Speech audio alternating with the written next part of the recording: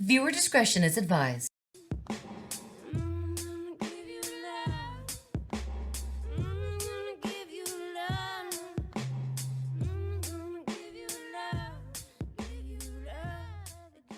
Hello everyone and welcome back to my freak show. Special shout out to OG viewer Jared Welch. Thank you so much for your constant support since I began my channel, Jared. And this episode is sponsored by me. Buy my books on Amazon. Episode 8 starts in Palm Springs, 1963. Ike and a prick, oops, sorry, I meant Ike and a dick, are having a little chat on the golf course. Nixon is pissed, y'all, because Ike has set up a meeting with current President Kennedy with the intention to tell him about the treaty with the aliens. Ike says that it's a matter of time just before Jack and Bobby find out the truth, so he might as well go on and tell them. But this isn't something that Dick likes. Ike and Dick meet with Kennedy, and Ike shows him the file about the incident in 1954. And as a true, passionate, honest Catholic, Jack has no problem cheating on his wife. But he has trouble with the treaty that Eisenhower made with the aliens to abduct 5,000 people a year in exchange for the safety of the rest of the US citizens and an edge on alien technology. He's pissed.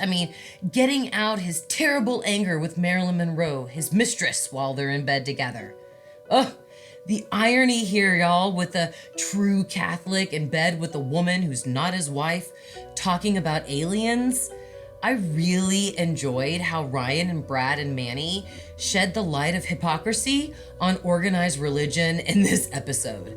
And I also loved how they referred to JFK as Jack, much like he was referred to in history.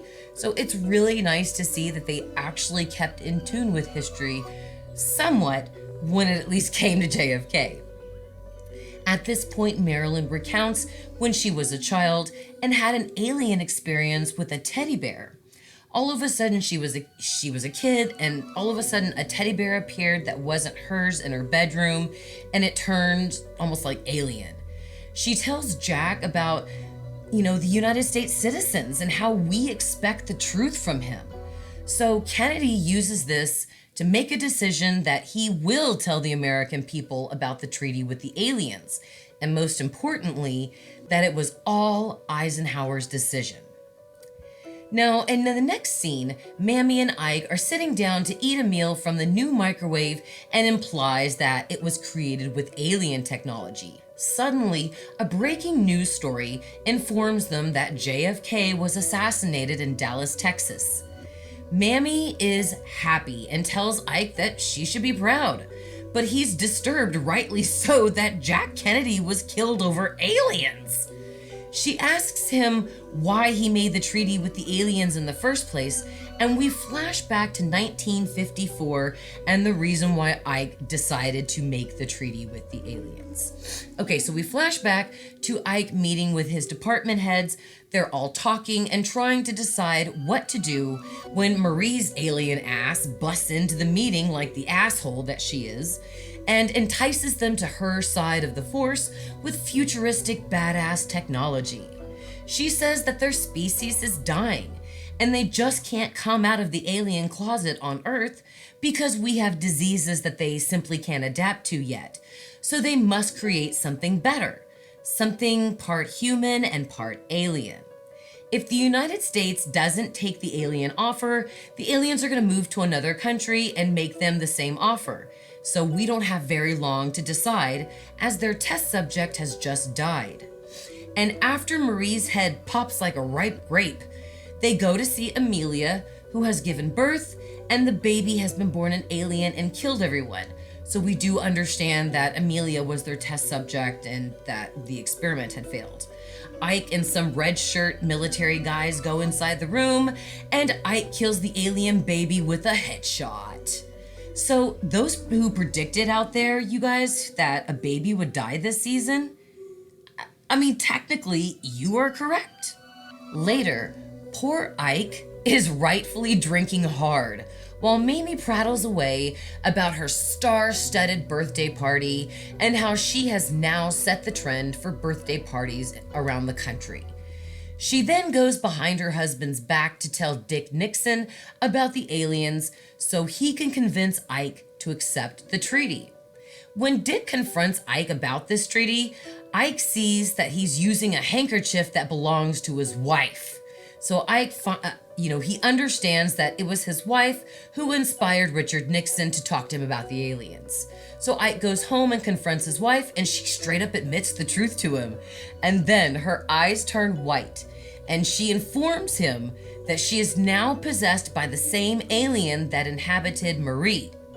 The alien tells Ike to take the deal, or else, what happened to Marie will happen to his wife. And this basically ends their section of the story. This is when we go to the present day to follow Cal, Kendall, Jamie, and Troy as they're rushing to Jamie's OBGYN. The reason that they're going is that the OBGYN is discreet and they want to see what they're carrying. This is I think the next day, and they are all so far along in their pregnancies that they're all hiding their pregnancies except Jamie, because she wants the doctor to ultrasound the baby so she'll know how far along, basically they all would be. The doctor tells Jamie that she's having twins, and then she freaks the fuck out when she sees the image in the machine. It kind of really throws back to Murder House when the poor woman faints when she sees Vivian's twins. So, I totally got Murder House vibes right here. The doctor yeets the fuck out of that room and goes to call somebody, and Kendall takes advantage of their being alone to put Troy down and basically see what's inside his belly with the sonogram. And many fans, like myself, believe that the little alien asshole that is inside Troy flicked us off when Kendall saw it in the ultrasound, but when I went back and saw it, I think it was because its index fingers stuck out and its other fingers were curled in, so I don't really think it gave us the burn anymore. But the men in black, suddenly, they just don't care about HIPAA laws, and they show up and straight up shoot the doctor before she can tell anyone what she saw, and then they drug and kidnap our 4 pregnant college co-eds. Guys, things get so weird when Kendall wakes up. She finds herself suspended in air with her friends around her and strangers. And when she calls out for help, a woman in white shows up to tell Kendall that it's all right, stay calm for the baby. She tells Kendall that, she wasn't the one who originally abducted them. She's just something else that prepares the hosts for the next baby step. Now later, Kendall is awake and sitting in a community cafeteria where she sees her friends, and she meets others who have carried alien babies before, like Calico, who is played by Leslie Grossman. Steve Jobs is there, and I honestly don't know why, but I'm just gonna go on ahead and go with it right now, okay? Calico informs the foursome that she hasn't aged 1 day since she's been there, which is a long time. Troy rightfully begins to freak out about how the babies are gonna, come out of his body. And when a young man comes over to offer them some pills, Troy knocks them out of his hand. Now, some of y'all told me that the black pill was in there with the other pills. And I didn't see it at first, but when I went back to watch it, I certainly do see what y'all were seeing. It does appear that the black pill was slipped into the cups containing the pills that were being administered to everybody there. So thank you everybody who told me in the comments, because I missed it the first time and I probably would have missed it again. Troy is taken to another room where the woman in white, Theta, tells him his contribution to the future is invaluable to their species. And he asks her how the babies are gonna come out. And she tells him, life finds a way. Uh-oh, y'all. That just didn't sound good to me. Sounded to me like Troy was gonna die. Now he starts to beg her to tell him what's coming up next. And she replies, birth. The episode ends with Troy screaming in agony as a baby tries to find its way out of his body. I genuinely liked this episode. Despite the slow pace that it really had in the first half of it, Again, that first half, it was like watching an old black and white horror movie, except it wasn't hosted by Rhonda Shears or Joe Bob Briggs. The old sci-fi soundtrack was back, and the black and white mixing, of course, with the colorful present was a nice distinguishable mix. So I absolutely have good things to say about this episode, and I'm really looking forward to the next one. This brings me to a quick question that I have for my viewers. And I'm going to post this question on Twitter, so I will have the answer for y'all in the next video. If the government of the country that you live in made a pact with aliens similar to the one featured on American Horror Story, would you want to know about it? Tell me in the comments, and I'm going to also take a poll on my Twitter. I mean, guys, personally, I absolutely 1,000,000% believe that aliens exist. But there's just some shit that I don't want the government to tell me about. And this would be one of them, especially if they made a treaty with them. The theory that the government made a deal with aliens, very long ago is an old theory, but not without merit. So I'm very glad to see Death Valley covering this rather than ghosts in a murder house.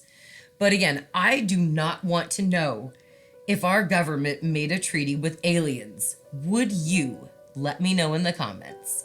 Now, what do you rate this episode? Because I'm going to give it a nice 8.5 again, due to how strong it was and how well the story played out in the past and in the present. Let me know your thoughts and opinions in the comments, please. Of course, y'all, weekly Wednesday live streams are every single Wednesday on my channel. If you're still hungry after this episode review, you can snack on my AHS theory videos. There's plenty, and there is a playlist at the end of this video. And YouTube is actually loving my channel now thanks to you guys hitting that like button, so please keep on doing it. And don't forget, every Friday is a new Halloween video, so come back on Friday mornings to catch it. Thank you guys again so much. Subscribe if you want to. Till then, thank you for watching and beware of sexy scaffage.